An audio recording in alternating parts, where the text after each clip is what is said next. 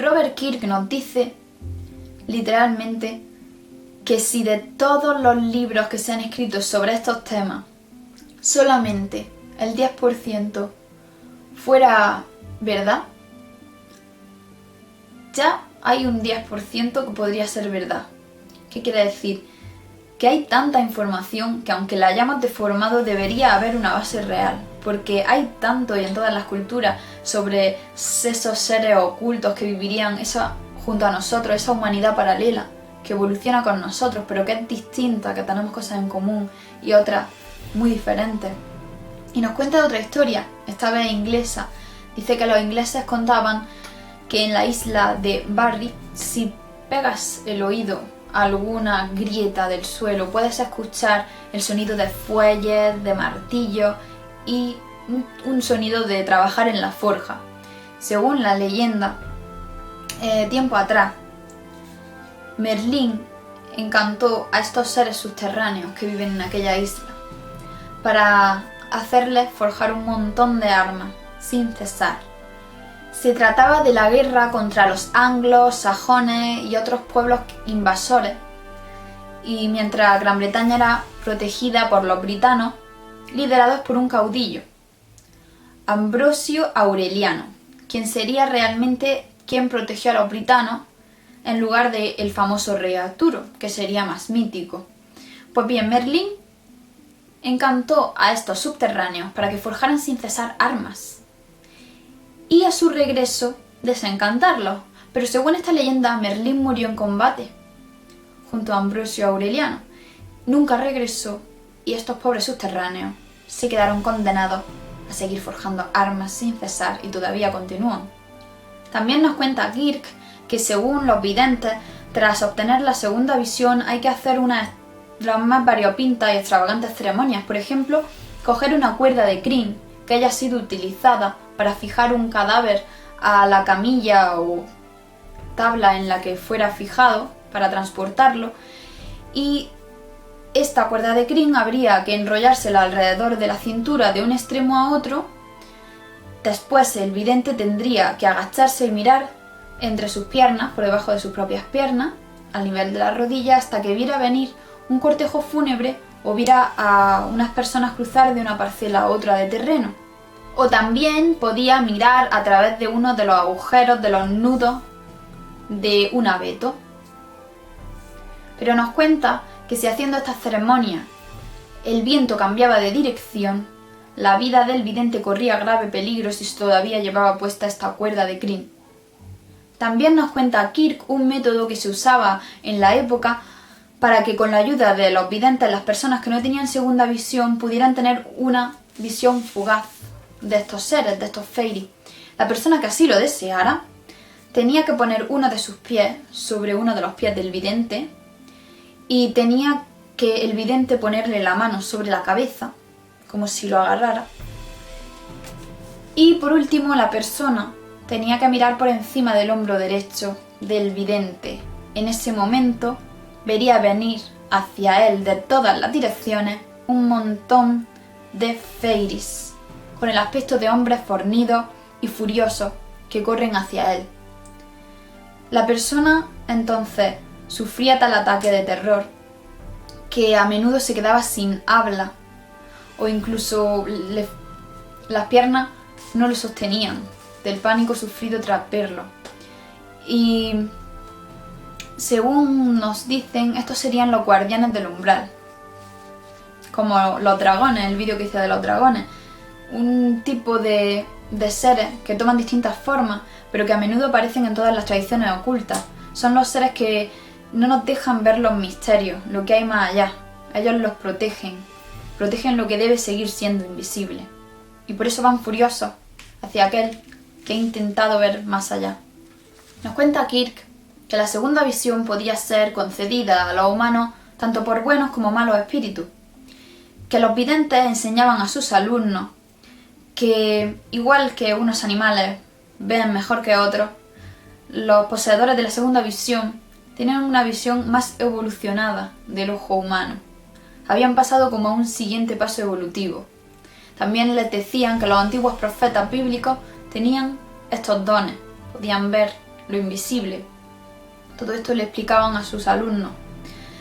Y Kirk nos explica que la segunda visión puede pasar de padres a hijos, heredada, incluso aunque nadie se lo haya enseñado, incluso aunque ellos no quieran recibirla. En otras ocasiones es adquirida artificialmente, como quien se pone una lente o mira a través de un microscopio o un telescopio. O bien provenía de un pacto o de una predisposición de la persona. Podía aparecer puntualmente, aunque no fuera heredado. Una persona que en su familia nadie tuviera la segunda vista, a veces se daban casos. Algunas veces estos videntes también tenían poderes curativos. Asimismo, había distintas categorías de videntes. Había videntes de menor categoría que podían ver sucesos futuros en el omóplato de una oveja. Pero sus predicciones solo podían llegar hasta un mes. Un mes pasa de tiempo desde que hacían la lectura.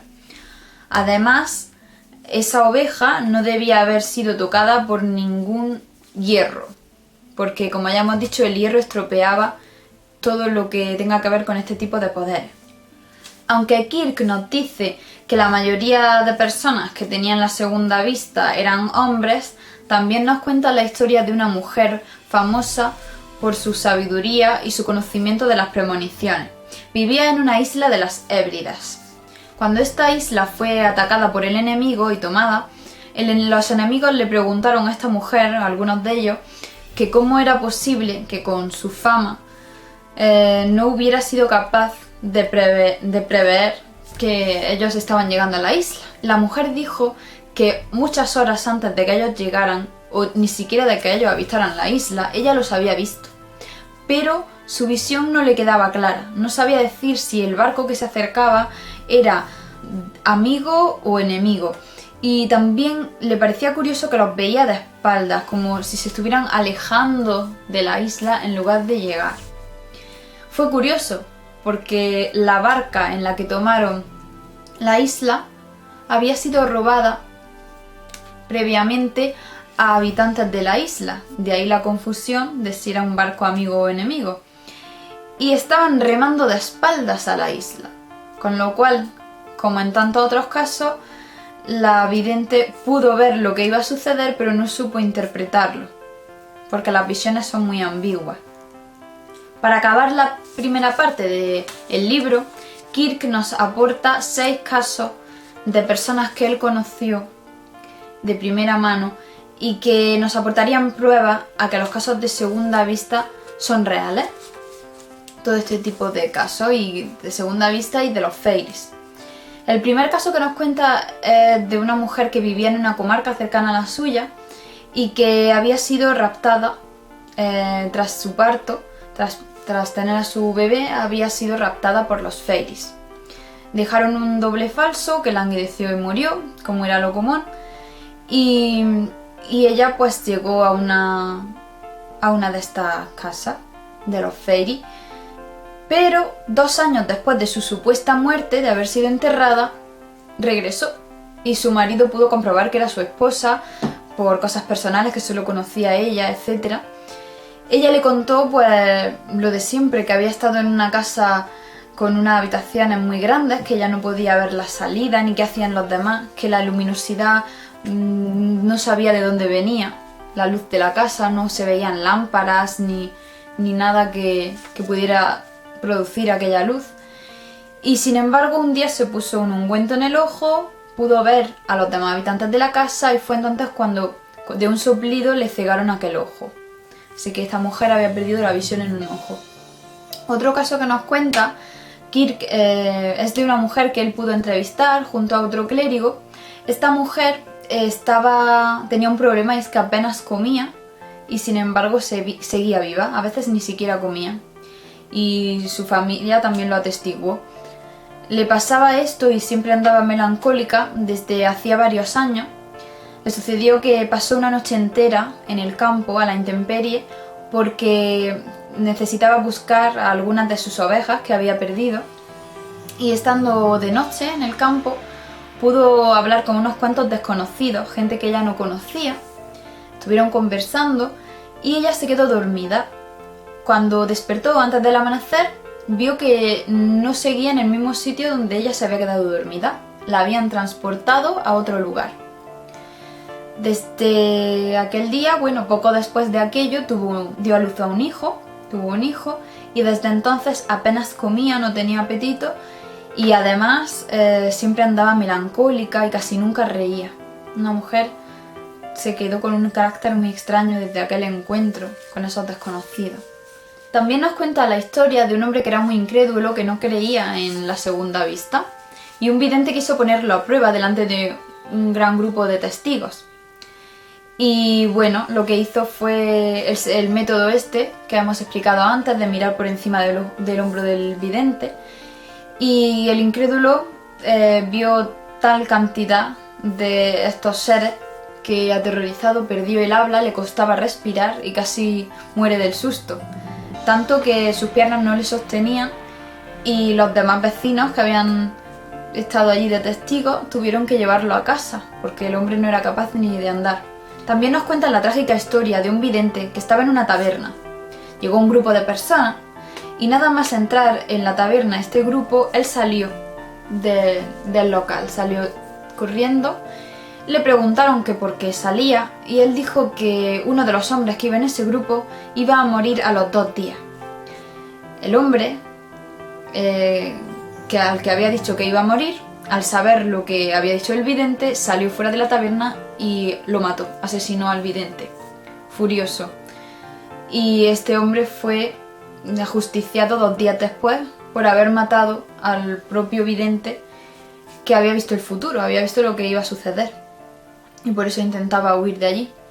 También nos habla de otro ministro incrédulo que no creía en la segunda visión y se hizo amigo de uno de estos videntes para saber más sobre el tema. Un día estaban caminando por un camino juntos, el ministro y el vidente, cuando de pronto el vidente lo miró aterrorizado y le dijo que acababa de ver a un hombre, una aparición, cuya cara le resultaba conocida, pero que venía furioso hacia ellos corriendo, y le pidió por favor que huyera, que escapara.